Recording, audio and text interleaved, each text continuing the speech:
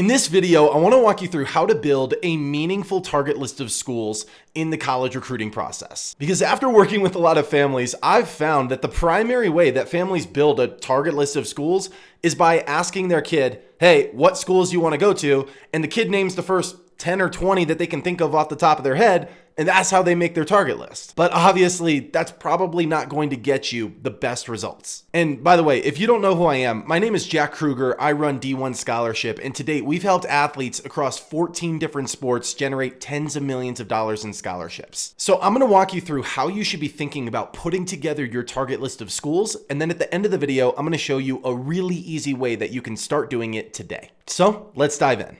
All right, so the easy way to build a meaningful target list of schools in college recruiting. And the key word here is meaningful, because I've found that a lot of families really skip the target list and they just sort of check the box. They take the first 10, 20, 30 schools that they can think of, throw it onto a list and think that they've done the job. The problem is that the rest of the recruiting process, everything else that you're going to do really hinges upon your target list. If you're going to do things like email college coaches, or if you're going to utilize something like social media and you're going to follow coaches or send DMs, all of that is based on your target list. So if you have a bad foundation, the rest of your recruiting process is going to come crumbling down.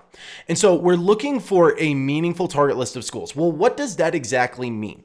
The first thing that we're looking for is a well-rounded list. Now, a well-rounded list means that you're not only getting schools that are at your level, but you're also identifying schools that you would be interested in that would be above your level and schools that would be interested or you would be interested in below your level. And what this does is it means that you are still reaching for the stars, the schools that you would absolutely love to go to, that your kid would love to go to, that might be out of reach. You're still giving yourself a chance for those schools, but you're also covering all your bases so that if you're wrong and maybe your kid isn't quite as good as you think, you're still able to get traction in the recruiting process. So the first thing we want is a well-rounded list of schools.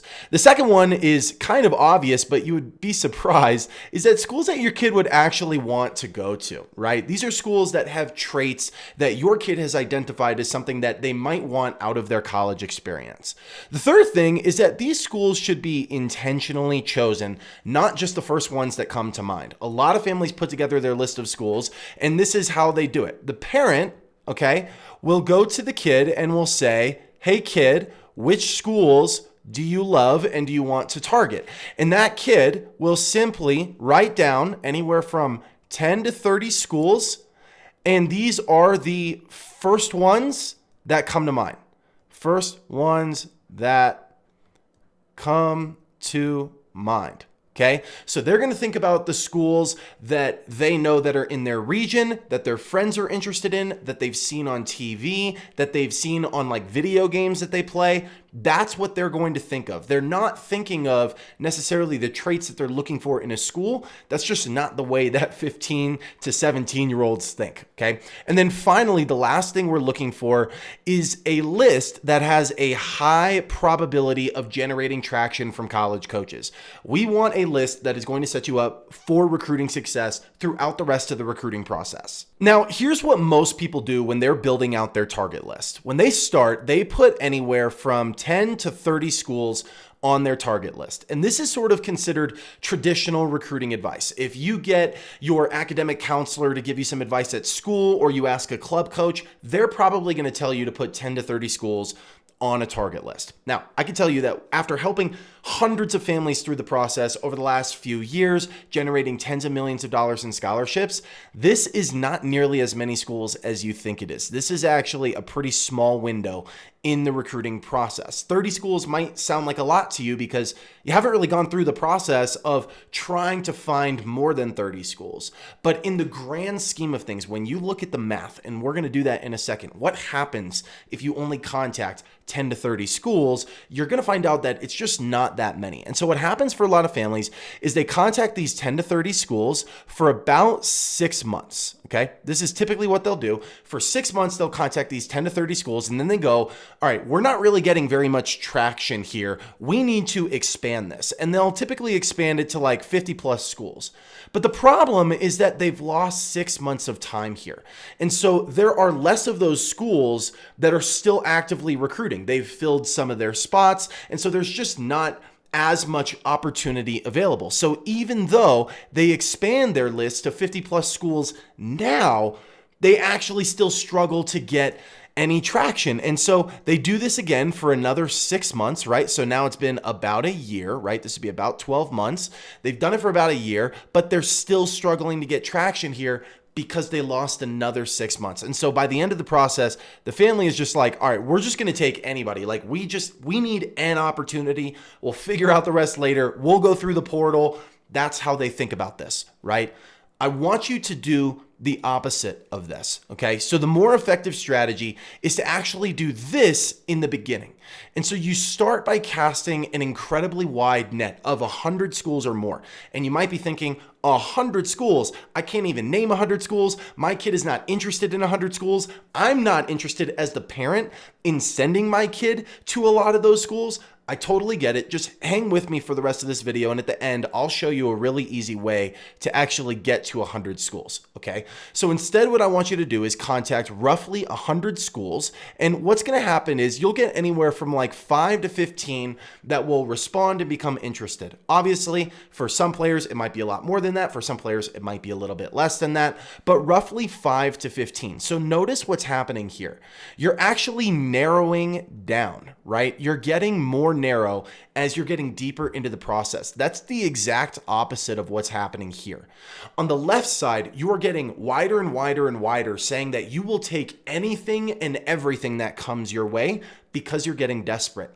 On the right side, if you use this strategy instead, you start wide, but as you get deeper into the process, you actually get more selective about the schools that you would consider. And so by the end of the process, you have roughly 3 to 5 schools that maybe you have an offer from that you get to choose between. And so you're actually narrowing down on the right side rather than just accepting anything like you would on the left side. Now, I think I mentioned this before, 100 schools might sound crazy to you, but there's actually a very good reason for why it's so important to contact a high volume of schools in the recruiting process. And it all comes down to math, okay? So we're gonna run through this together. Let's say that you contact 10 schools through email. And we're going to use 10 because it's an easy number for percentages. And by the way, I just want to be clear. All of these numbers that I'm about to show you, we're going to be very generous with, meaning that we're going to say they're better than they actually probably will be. Okay. So in the best case scenario, when you email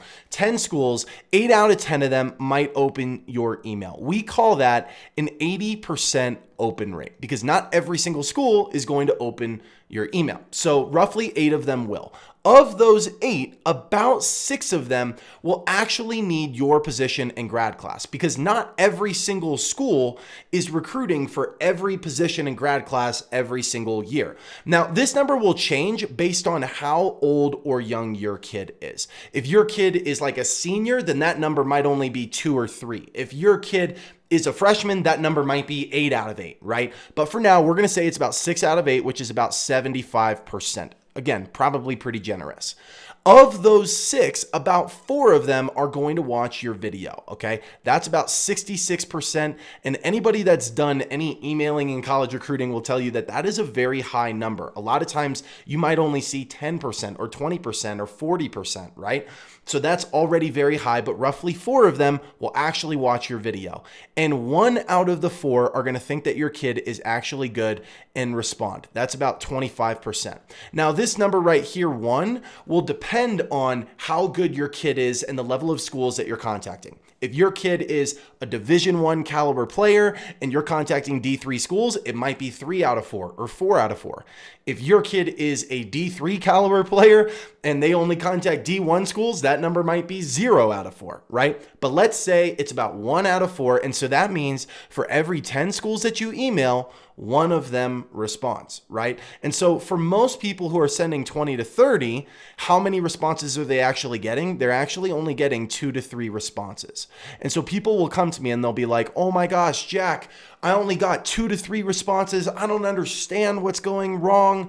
Can you look at my script? Can you look at my video? When really the only thing that needed to change was this right here. They just needed to contact way more than this. They needed to contact 50 to 100 plus. right? And if they had just done that, look at the difference here. If all of these numbers remain the same and the only thing you do is contact more schools, you'll end up with more responses. You get into that double-digit range. Now, oftentimes when I show people that breakdown, they say, okay, Jack, that makes a lot of sense to me. I totally understand why we need to contact 100 schools. The math checks out. There's just one big problem. How the heck am I supposed to find and identify these 100 schools? I can't even name 100 schools. And even if I could, like, my kid is not interested in all of those schools. We want to be more selective than that. And if that's what you're thinking right now, you are a normal person. Congratulations. That is how every other family feels when I say that. And so I want to show you 2 easy ways that you can get to that 100 number. Now, I will say that 100 number also depends on your sport, right? Because if your kid plays something like water polo, there aren't even 100 water polo schools in the country, right? In that case, just contact all of them. But if your kid plays a major sport like baseball, basketball, football, soccer, then you really should be trying to get to at least 100 schools on your target list. And I'm going to show you 2 ways to do this. The first way is going to be completely free. And the second way is going to be low cost, but it's going to save you a bunch of time. And you can just pick whichever one is easiest for your family.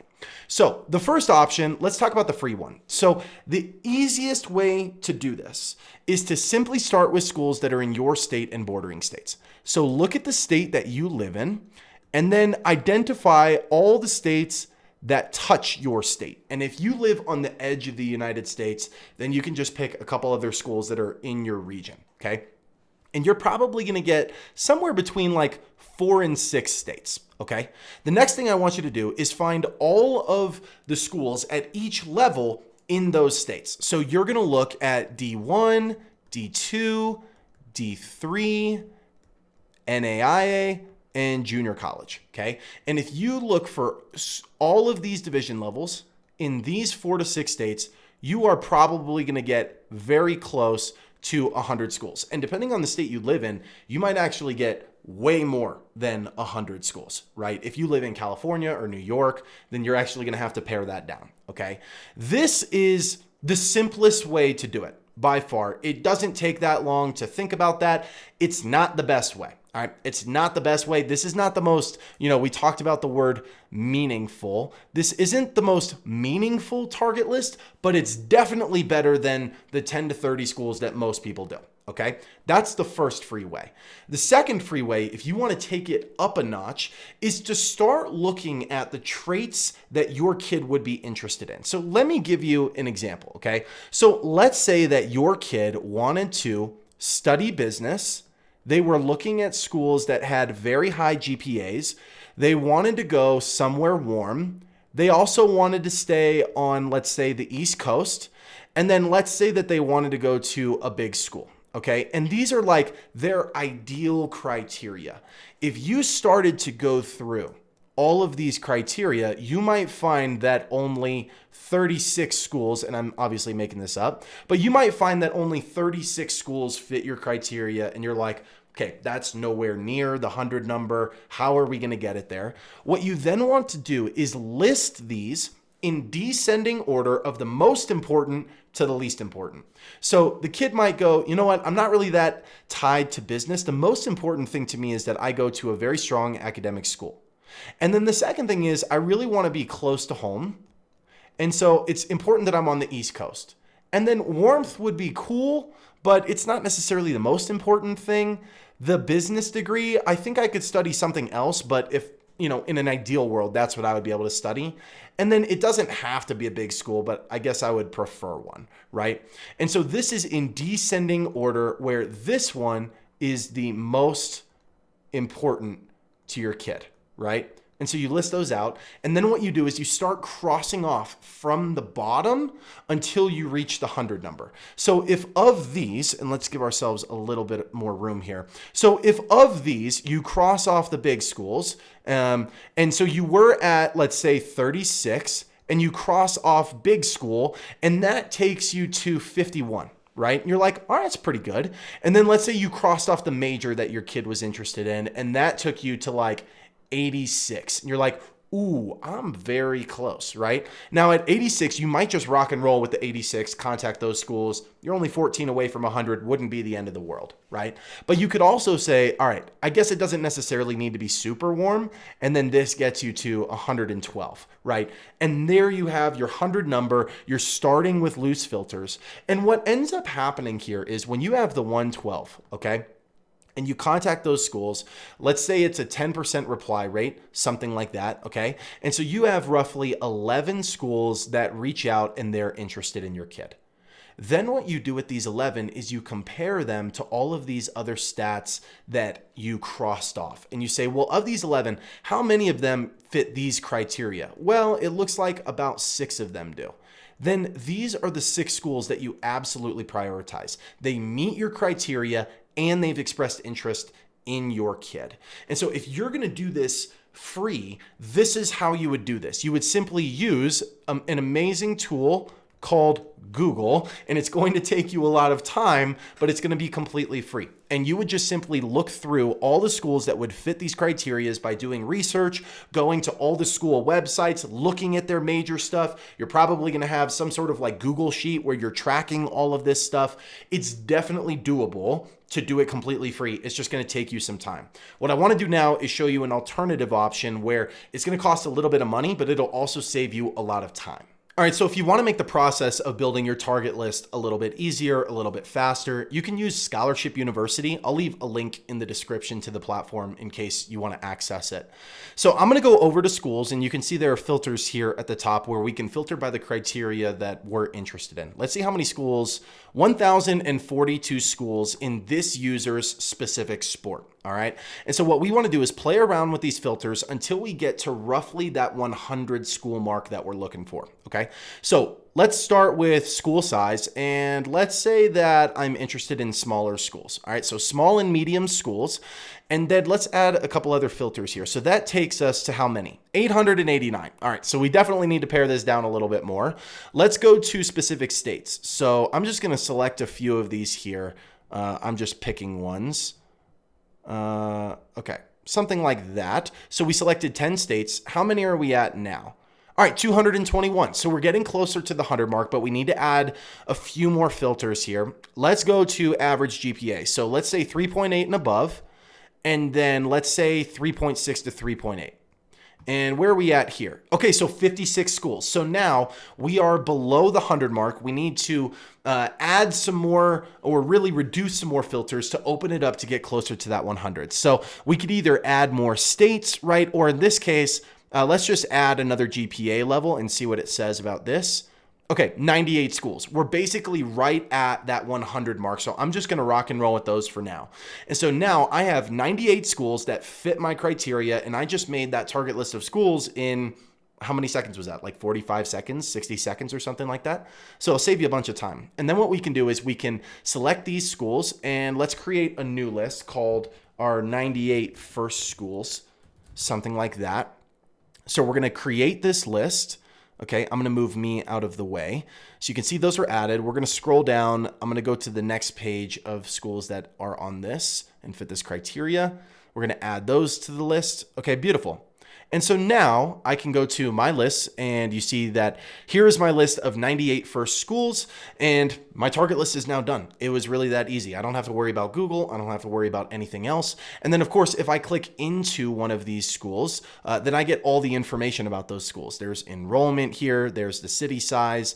There's the average GPA, the tuition, the important social links. And then there's coach contact information you can see in here. So there's email addresses, Twitter accounts, phone numbers, sometimes even Instagram accounts, and it's all right there. And I can start working through that list either through email or social media.